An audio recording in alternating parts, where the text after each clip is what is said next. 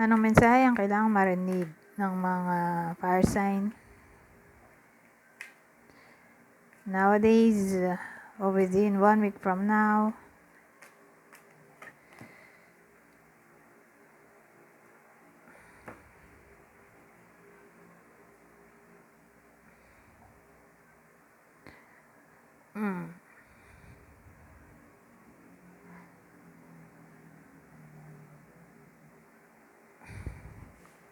Well, ang dating sa akin, may kinalaman to sa grupo. So, pwedeng ka-workmate to, classmate, o classmate ng anak nyo kung di na kayo nag-aaral. O friends. Pero more like,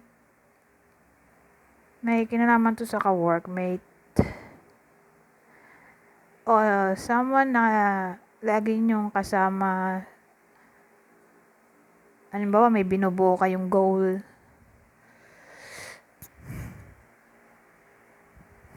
O passion. Parang tinatrabaho nyo.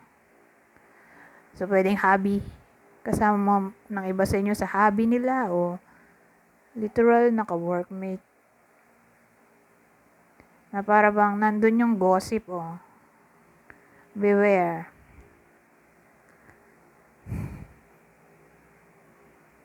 So, baka machika yung iba sa inyo sa workplace. O baka yung boss ninyo ay hindi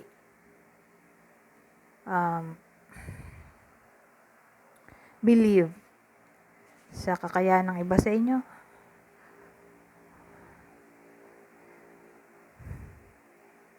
Na para bang tingin nila incompetent. Tama ba yung English ko? Wait lang. Incompetent.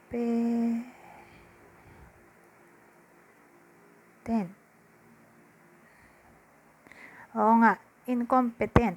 Not having or showing the necessary skills to do something successfully. Parang feeling nila unskilled, inexpert, amateur, unprofessional. So, ganyan ang dating sa workplace. Tingin ng boss o someone ahead sa inyo. Ganun ang views sa iba sa inyo. Parang dinidegrade o binubuli. Ida nangyayari na to, mangyayari pa lang. Pero sino kaya to? Na para ba hindi believe sa kakayahan ng iba sa inyo? Taurus, Libra.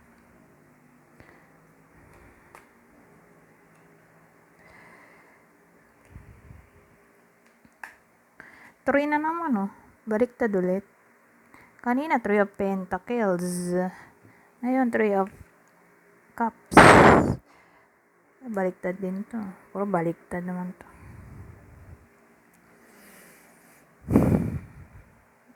So, baliktad lahat. 3 of Cups at 6 of Swords.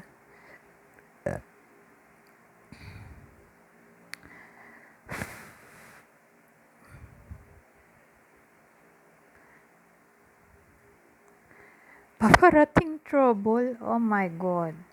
Gossip na naman, Kanina gossip na nga. Gossip ulit.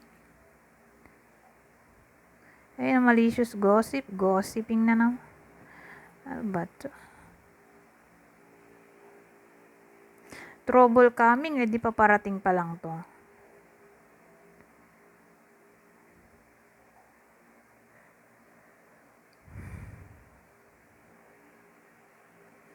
Pero this time, either ka-workmate to o friend.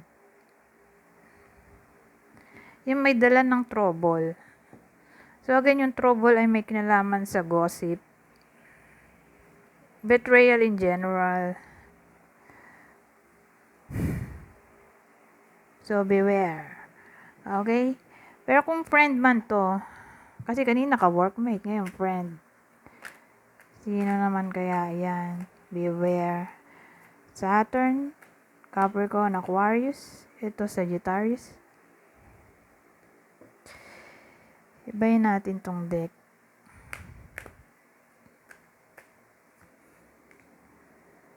Listen to your intuition tungkol. Oh! Sabi dito. Maniwala sa intuition na magiging successful daw ang iba sa inyo. Oh! Sa relationship.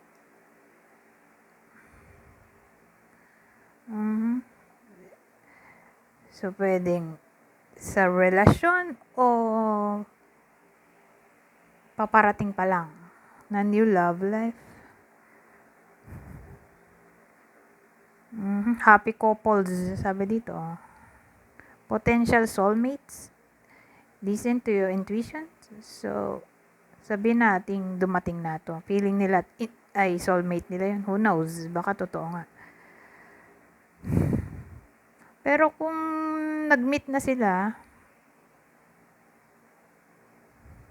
baka maging sila na.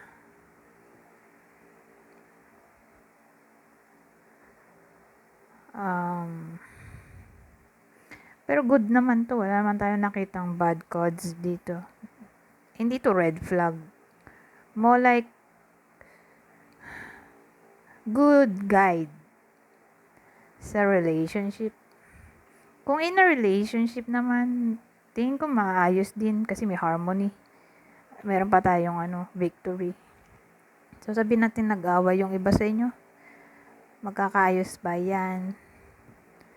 Okay? Within 1 week from now.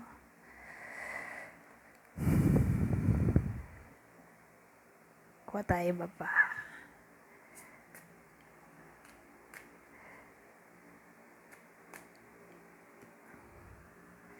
So, may extra card tayo dito. 3 of Pentacles. 3 of Diamonds.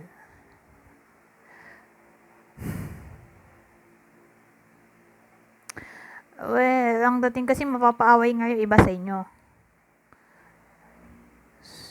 Lalo na dun sa work, yung sinabi ko, yung grupo, 'di ba? May 3 kasi tayo.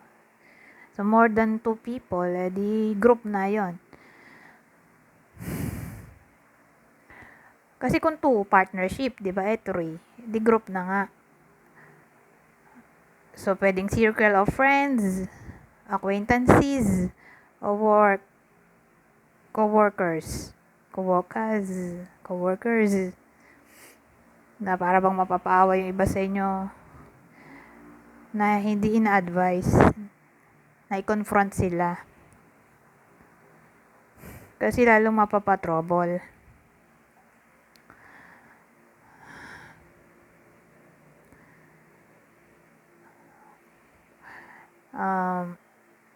Pwede rin namang ang cause ng problem ay anything na may kinalaman sa legal matters.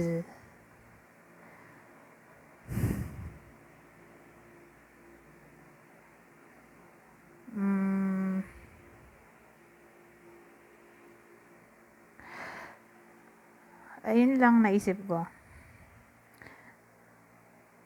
Ito. Tama na siguro yun. 9 minutes na. Anyways, hanggang dito na lang. Goodbye. For now.